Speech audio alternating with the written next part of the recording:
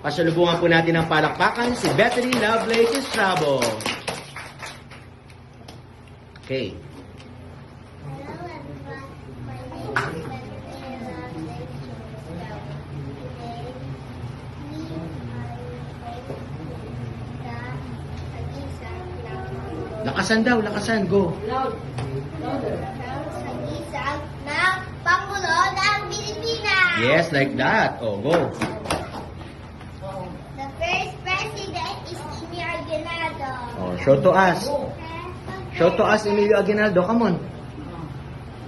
The first president is Emilio Aguinaldo.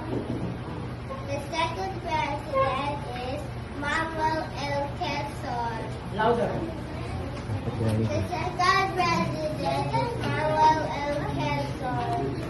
The third president is Jose Leon. The fourth president is Sergio Osmeña.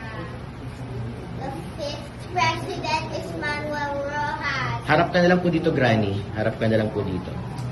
Yan, ayan.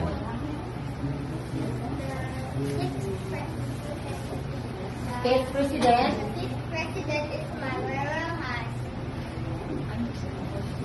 The sixth president is Elpidio Quirino. The seventh president is Ramon Magsaysay. The eighth president is Carlos P. Garcia. The ninth president is Justino Macapagal. The 10th president is Ferdinand P. Marcos. The 11th president is Jose Marcos.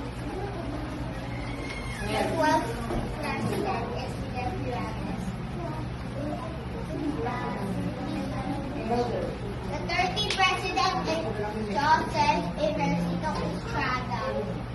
The 14th president is William Duncan Arroyo.